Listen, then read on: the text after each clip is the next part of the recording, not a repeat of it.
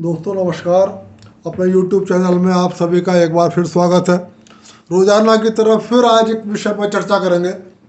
चाहता था मैं उत्तर प्रदेश सरकार की फजीहत पर बात करूं, लेकिन आज उससे एक जरूरी विषय पर 1 अगस्त को सुप्रीम कोर्ट ने दलित आरक्षण पर दलित समुदाय को वर्गीकृत करने संबंधी एक फैसला दिया है। दलित समुदाय की राजनीति करने वाले लोगों में एक भूचाल है। आरक्षण पर एक भूचाल आ गया लगता है। तो सोचता हूँ इससे बात कर लूँ, हो सकता है वीडियो थोड़ा सा लंबा हो जाए। मैं सबसे पहले आपको बता दूं कि सुप्रीम कोर्ट का फैसला क्या है। सुप्रीम कोर्ट की 7 जजों की बेंच थी और उसने 6-1 से ही फैसला दिया है कि राज्य सरकारें SC/ST के कोटे को SC/ST को वर्गीकृत करके जिन समुदायों को, जिन जातियों को अभी SC/ST कोटे का लाभ नहीं मिल पाया है, उनको लाभ देने के लिए वर्गीकृत कर सकती है और उसी कोटे में से कोटा उनके लिए निर्धारित कर सकती है। और दूसरा फैसला उसने दिया है कि दलित समुदाय में भी क्रीमी लेयर की पहचान की जाए और जो क्रीमी लेयर के दायरे में आ रहे हैं उनको आरक्षण से बाहर कर दिया जाए। इस फैसले का दलित राजनीति करने वाले चिराग पासवान से लेकर मायावती, चंद्रशेखर आजाद रावण और दलित चिंतक दिलीप रावण तक सब एकजुट होकर विरोध कर रहे हैं। मैं सबसे पहले आपको ये बता दूं कि 1960 में आंध्र प्रदेश में सबसे पहले ये मांग उठी कि दलित समुदाय को भी वर्गीकृत किया जाए ताकि दलित समुदाय के भी हर वर्ग को आरक्षण का लाभ मिल जाए। राजनीति चलती रही और अंततः 2004 में आंध्र प्रदेश की सरकार ने एक अधिनियम बना के दलित समुदाय को 4 वर्गों में बांट दिया और उन 4 वर्गों में उनकी आबादी के अनुपात से उन्हें थोड़ा थोड़ा सा इसी कोटे में से कोटा उनके लिए निर्धारित कर दिया। अब जिस समुदाय को ज़्यादा फायदा होता था वो समुदाय सुप्रीम कोर्ट चला गया। सुप्रीम कोर्ट में संवैधानिक पीठ बैठी 5 जजों की और उस चिन्नैया स्वामी मामले के नाम से जाना जाता है। उसमें सुप्रीम कोर्ट ने फैसला दिया, आंध्र प्रदेश के अधिनियम को निरस्त कर दिया और यह फैसला दिया कि राज्यों को दलित समुदायों को वर्गीकृत करने का अधिकार नहीं है। अभी राजनीति चलती रही। पिछले दिनों बिहार में भी आपने देखा होगा कि एक महादलित समुदाय की एक कैटेगरी नीतीश कुमार जी ने बनाई थी। फिलहाल अब एक मामला सुप्रीम कोर्ट में गया। सुप्रीम कोर्ट ने लोकसभा चुनाव से पहले सुनवाई पूरी कर ली थी और 1 तारीख को फैसला सुनाया। अब इस फैसले का सभी दलित चिंतक विरोध कर रहे हैं। वो क्यों कर रहे हैं? दरअसल होता यह है कि दलित समुदाय में जो जाति ज़्यादा प्रभावशाली रही, जो या तो जिसकी सरकार बन गई या जो किसी न किसी सरकार का हिस्सा बन गई, उस जाति को उस कोटे का लाभ बहुत मिला। जैसे उत्तर प्रदेश में मायावती जी 4 बार मुख्यमंत्री रही। बिहार में रामविलास पासवान जी लंबे समय तक राजनीति में प्रभावशाली रहे और लगभग हर सरकार का वो हिस्सा रहे। तो यूपी में मायावती जी की जाति को आरक्षण के कोटे का पूरा लाभ मिला और बिहार में रामविलास पासवान जी की पासवान जाति को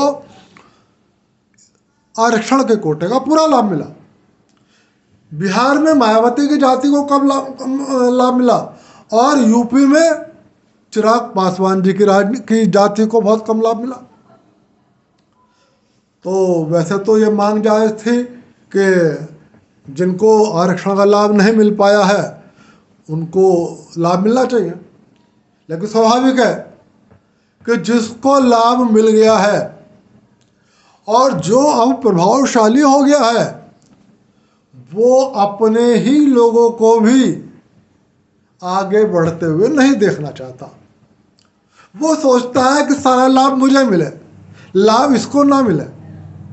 इसीलिए बिहार के चिराग पासवान से लेकर उत्तर प्रदेश की मायावती जी, चंद्रशेखर रावण जी और दिलीप मंडल जी तक तमाम लोग इसका पुरजोर विरोध कर रहे हैं। मैंने एक्स पर जाकर, सोशल फेसबुक पर जाकर और तमाम व्हाट्सएप ग्रुपों में जो दलित राजनीति करते हैं उनको जब टटोला तो लगभग सबने इसका पुरजोर विरोध किया। दिलीप मंडल जी ने अपनी एक्स पर पोस्ट में ये लिखा कि सुप्रीम कोर्ट को दलित वर्ग को वर्गीकृत करने का अधिकार नहीं है, यह अधिकार संसद को है। और उन्होंने यह मांग कर डाली कि chief justice of India D.Y.. Chandrachud को बर्खास्त कर दिया जाए। मैंने उनको एक कमेंट लिखा कि आपको दलित समुदाय के वर्गीकृत किए जाने पर आपत्ति है, या आपत्ति यह है कि वर्गीकृत तो हो लेकिन सुप्रीम कोर्ट ना करे, संसद करे। खैर फिलहाल उसका कोई जवाब नहीं आया। लेकिन मैं दलित चिंतकों से एक बात जरूर कहूँगा, दलित राजनीति करने वालों से भी, दलितों का कोटा किसी और को नहीं दिया जा रहा। आपका जितना कोटा है वो आप ही के पास है। सिर्फ आप में से जो लोग अभी भी गरीब हैं, दलित हैं, कुचले हैं, या जिनको आरक्षण का लाभ नहीं मिल पाया है, कोशिश है कि वो लोग भी ऊपर उठें और आरक्षण का लाभ उनको भी मिल जाए। तो इसमें बुराई क्या है? मुझे तो कोई बुराई नहीं दिख रही। और जिन लोगों को पूरा लाभ मिल चुका और जो आज अच्छी पोजीशन पर बैठे हैं, मतलब क्रीमी लेवल से ऊपर आ गए हैं, यदि उनको आरक्षण के दायरे से बाहर कर दिया जाए तो आखिर फायदा तो आप ही के समुदाय को मिलेगा ना। कोई सीट किसी और को नहीं दी जा रही। भाई यदि मान लो ABCD 4 लोग दलित हैं और एक क्रीमी लेयर से ऊपर चला गया, सपोज वो IAS हो गया, तो अब उसका फायदा BCD को दिया जा रहा है, किसी जनरल कैटेगरी को या किसी पिछड़े समुदाय को नहीं दिया जा रहा। दरअसल चाहे पिछड़े समुदाय की राजनीति हो और चाहे दलित समुदाय की राजनीति हो, जो समुदाय संख्या में ज़्यादा रहा, जो समुदाय राजनीति में प्रभावशाली रहा, उसकी जाति को आरक्षण का सारा लाभ मिला है। आप उत्तर प्रदेश उठा कर देख लो। उत्तर प्रदेश में पिछड़ों के नाम पर सरकार किसकी बनी? मुलायम सिंह यादव की या अखिलेश यादव की। तो आरक्षण का सारा लाभ यादवों को मिला, कुशवाहों को नहीं मिला, कुर्मी समुदाय को नहीं मिला, सैनी समुदाय को नहीं मिला, बहुतों को नहीं मिला। ऐसे ही बिहार में आप जाके देख लो तो बिहार में सिर्फ कुर्मी समुदाय और यादव समुदाय, लालू प्रसाद यादव या नीतीश कुमार जी की सरकार रही, तो वहाँ लाभ किसको मिला? पिछड़ों का, कुर्मी समुदाय को मिला और पिछड़ों को मिला, लेकिन बाकी समुदाय को नहीं मिला। हालांकि सुप्रीम कोर्ट के इस फैसले का पिछड़ों से कोई मतलब नहीं है। मैंने आपको उदाहरण के लिए बताया, सुप्रीम कोर्ट का ये फैसला सिर्फ दलित आरक्षण पर है। और मैं ये स्पष्ट करके बताना चाहता हूँ कि सुप्रीम कोर्ट दलितों के आरक्षण में कोई बदलाव नहीं कर रहा। दलितों का आरक्षण किसी गैर दलित को नहीं दे रहा। आरक्षण दलितों का दलितों के पास ही रहेगा। बस वो ये कह रहा है कि जिस दलित को अभी तक आरक्षण का लाभ नहीं मिला है, जो अभी तक गरीब है, और जो आरक्षण के योग्य है, उसको, उस दलित को आरक्षण दे दिया जाए। तो विरोध क्यों कर रहे हो?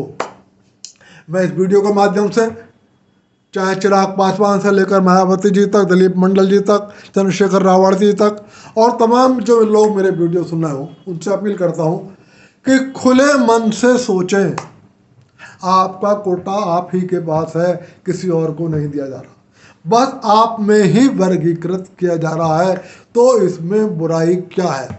और फिर भी यदि कोई मित्र तार्किक रूप से मुझे ये बताना चाहे तो बिल्कुल वो कमेंट करके बताए कि इस फैसले के विरोध के पीछे उनका आधार क्या है।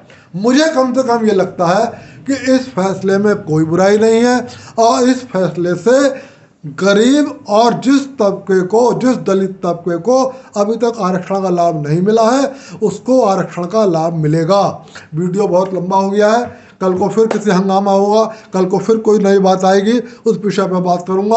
आप सभी को नमस्कार। इस मेरे वीडियो को यदि आपको पसंद आए लाइक कर देना, चैनल को सब्सक्राइब कर देना। एक बार फिर नमस्कार। और फिर दलित चंद को कहूँगा, खुले मन से सोचिए, दिल को बड़ा करिए अपनों के लिए।